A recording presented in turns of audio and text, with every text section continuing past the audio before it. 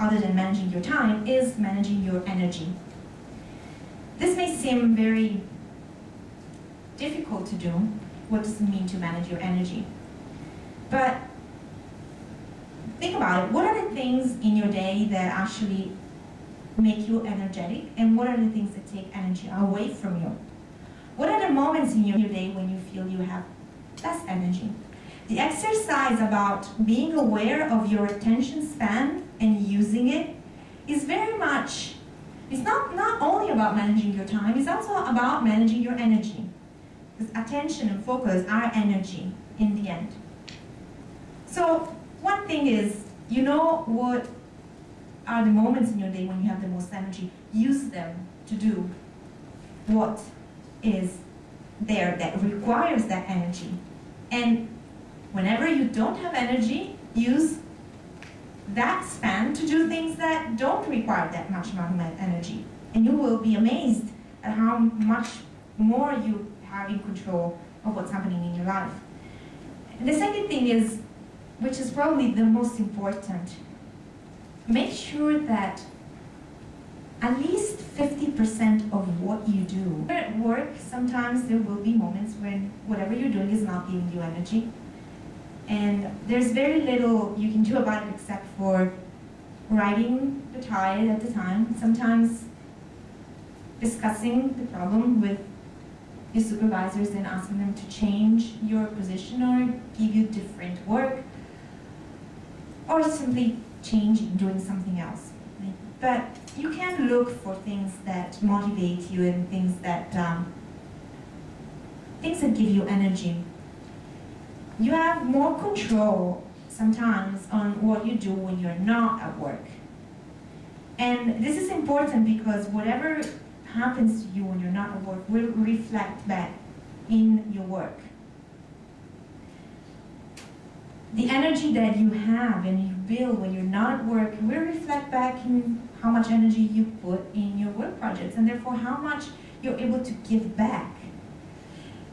The thing about women that I find is very interesting and exciting is that we all need a lot of variety in our lives to make our life meaningful, much more than men. Men are very much about achieving goals, and they have an end in mind, and then they go for it, and that's enough for them. They're usually very satisfied with that. As women, we tend to need so much more.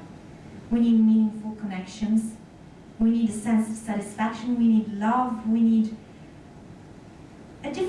challenge, a different kind of challenge. We need to feel that our lives are progressing in a circular way. Men aren't linear. We are circular. We need to, the more we grow, the more our life becomes, gains depth, the more we need to encompass different things. And sometimes when we're not paying attention to what we're doing, we tend to try and create that feeling of meaningfulness by spending time in things that are really not giving us anything other than the sense that we're doing something else, something different from work. By doing things that are really not energizing, but just because they're different. So what I would really like you to do is think about the activities that you do when you're not at work. How much are they giving you in terms of energy? How much satisfaction are they giving you? And whether you could actually do something different. Could you, for example, if you want to exercise and you tend to go to the gym because that's what you're supposed to do and hate it, is there something else that you could do that would give you more energy? Could you try dancing? As you know, as you mentioned, I'm passionate about dancing. Or could you try playing golf? Could you try skiing? Could you try anything else? You know, be experimental. Be open.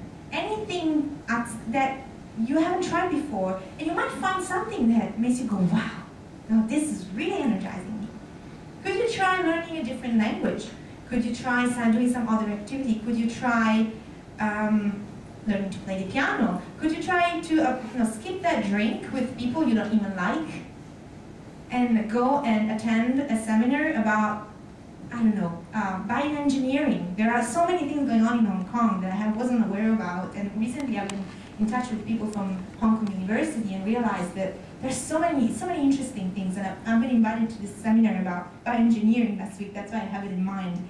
And I'm thinking sometimes these are the little things that actually make your mind feel like it's floating on energy rather than having a drink that really isn't giving you anything. Expand your horizons and find the things that fuel your imagination, that give you space to think, and then you will see that slowly ideas start to circulate through you, and they will reflect it. They will be reflected in your work. They will be reflected in your personal life. And you will be so much more able to keep that trajectory going.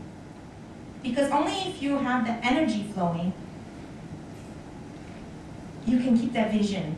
If you don't have energy in you, you slowly lose all perspective, and that trajectory that you're trying to keep just keeps going on its own, some other side, and you're not even